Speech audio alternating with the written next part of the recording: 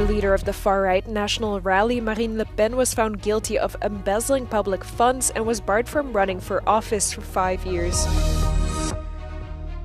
Ukraine holds commemorations and celebrations to mark the third anniversary of the liberation of Bucha from Russian forces. Finnish President Alexander Stubb pitched the date April 20 as a deadline for full ceasefire in Ukraine in his surprise visit to US President Donald Trump in Florida. The leader of the far-right National Rally, Marine Le Pen, was found guilty of embezzling public funds and was barred from running for office for 5 years with immediate effect. The sentence has effectively barred her from running in the 2027 presidential race, even if she appeals, something she described earlier as political death. 8 National Rally MEPs and their 12 assistants have also been found guilty and barred from running for office. Le Pen and the 24 other members have been accused of using money intended for European Parliament aides to pay staff who worked for the party. The court estimated that the European Parliament's total loss was €2.9 million, with Le Pen personally embezzling almost $500,000. Ukrainian officials, soldiers and residents gathered to mark the third anniversary of the liberation of the town of Bucha from Russian forces. Russian troops quickly occupied Bucha, just 35 kilometers from the capital Kyiv, shortly after launching their full-scale invasion in February 2022. The occupation lasted for about a month until Ukrainian soldiers launched a counter-offensive repelling Russian forces. Hundreds of soldiers were killed, but their legacy lives on. 306 захисників і захисниць за період війни віддали своє найцінніше, віддали своє життя. І сьогодні цілий день фактично заходів в Бучанській громаді, але ми розпочинаємо з алеї героїв на центральному кладовищі. But what they discovered as they returned to the city was horrifying, quickly making the town the epicenter of the war's atrocities. Mass graves of hundreds of civilians were discovered, and thousands of war crimes were documented during Russia's 33-day occupation. The memories still haunt many residents in this town, who are in turn demanding officials make no compromises in the ongoing ceasefire efforts. У нас столько ребят похоронил, своих бойцов. Как? За что они воевали? Чтобы отдать вот эти территории. У нас в Конституции записано, что это наши территории. Это что мы должны сганьбить нашу Конституцию и это самое, и отдать вот это врагу это все. Тому я считаю, что нет. Нет, ни в коем разе. Ukraine's President Volodymyr Zelensky accuses Russia of stalling ceasefire efforts in a bid to seize more Ukrainian land. Kyiv says its intelligence indicates that Russia is preparing to launch a fresh military offensive in the coming weeks to strengthen their negotiating position. Finnish President Alexander Stubb made a surprise visit to Florida on Saturday, meeting with US President Donald Trump for discussions on strengthening bilateral ties and enjoying a round of golf. Trump highlighted their talks on his social media platform, emphasizing cooperation, including the purchase and development of much-needed icebreakers for the US. He also noted their shared commitment to delivering peace and international security. Stubb, speaking to Finnish reporters in London on Sunday, revealed he urged Trump to set a deadline for establishing a ceasefire in Ukraine. April 20 would be a good time for a full ceasefire without any conditions, Stubb said, explaining that a deadline is crucial. Because it is Easter and because President Donald Trump will have been in office for 3 months, he added.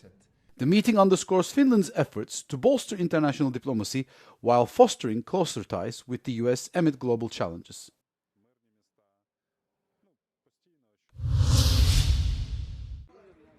The death toll from the earthquake that hit Myanmar on Friday has risen to more than 1,700, the country's military-led government announced on Monday. Authorities told local media that another 3,400 have been injured and more than 300 are missing. According to a Chinese embassy social media post, in the early hours of Monday, 4 people were rescued from the rubble by Chinese teams. The epicenter of Friday's 7.7 7 magnitude earthquake, which struck near Mandalay, caused many of the city's buildings to collapse and damaged its airport. Then on Sunday, a 5.1 magnitude aftershock hit the area again. Rescue efforts have been hindered by downed bridges, damaged roads, unreliable communications and a civil war. However, on Saturday, Myanmar's resistance movement announced a partial ceasefire to facilitate rescue efforts.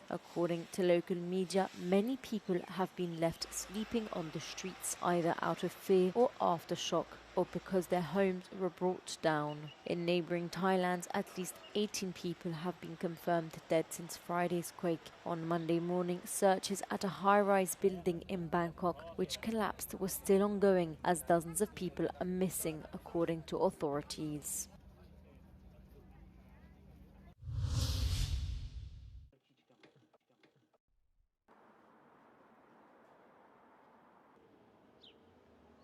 Putting a stop to the seasonal time change isn't easy, mainly for political reasons. This Sunday, Europeans will lose an hour as the clock winds forward, something few people enjoy. According to scientific studies, the hour change upsets our body's alignment with the sunlight, which may result in sleep deprivation and affect several diseases. All this runs counter to original goal of switching the clock seasonally, energy saving. It was created in a time where internet didn't exist, where the consumption of energy was fairly different than it is now, and so it no longer applies. The European Commission tried to end the biannual clock changes with a directive tabled in September 2018. The European Parliament approved it, but countries were unable to agree and blocked the proposal. We still believe today that a coordinated solution is achievable, and we do encourage renewed discussions under the current Polish presidency to find a solution. But we do believe that it is best that the member states decide amongst themselves. However, putting an end to changing the clocks means making a decision. Should we keep winter or summertime? We would need to be as aligned as possible to our natural time zone. So a time zone that allows us to say it simple, that when it's 12 in my clock, the sun is in its highest point in the day. This is not the case for the countries in Western Europe, whose clock phases are significantly ahead of solar time. Indeed, historic time zones were very different and much more aligned with the sun. But during World War II, Germany imposed its time zone on occupied France and Benelux countries, while dictator Francisco Franco decided to align Spain with Adolf Hitler's Germany. The result, especially in the summer, is late sunrises and sunsets in Western Europe. That's why the Time Use Initiative for a Healthy Society proposes a radical change with 4 time zones based on meridians. This would present new problems, however. For example, Ireland and Northern Ireland would have different times. And time remains a very political issue, as shown by a recent decision of the Ukrainian parliament, which cancelled the switch to summertime just to avoid the aligning with Moscow Standard Time, imposed by Russia on occupied territories in Ukraine. European aerospace startup Isar Aerospace conducted the first test flight of its Spectrum rocket on Sunday, marking a milestone as the first attempt to launch a satellite rocket from European soil. The 28-meter-long two-stage rocket took off from Andøya Island in Norway but crashed shortly after launch, exploding upon impact. Despite the crash, CEO Daniel Metzler called the test a success, citing a clean takeoff, 30 seconds of flight, and validation of the flight termination system.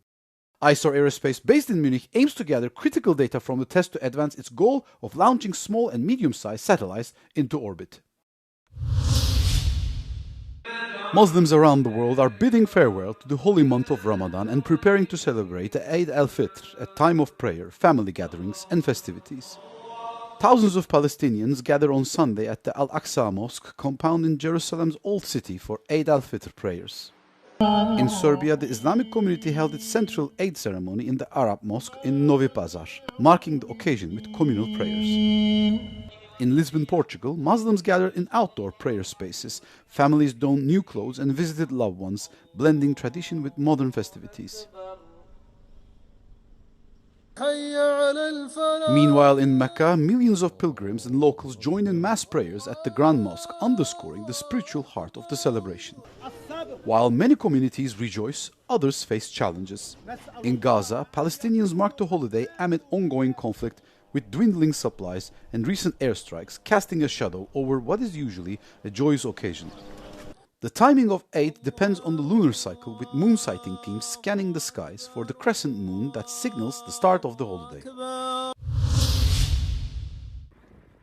The bodies of 15 medical and humanitarian workers have been recovered from a mass grave in southern Gaza after a week-long search. The victims include 8 members of the Palestine Red Crescent Society, 6 from the Palestinian Civil Defense, and 1 from the United Nations. A top UN spokesperson said health workers should never be a target. According to the UN, the first team was killed by Israeli forces on March 23rd. Emergency crews sent to search for the missing workers were then hit over several hours. Their remains, buried alongside their wrecked emergency vehicles, were discovered by their colleagues in the southern city of Rafah. Israeli authorities, which coordinated access for the search party, identified the area where the bodies had been buried. Israel ended a ceasefire and renewed its air and ground war against the Hamas militant group earlier this month. On Monday, the Israeli military ordered an evacuation covering most of Rafah.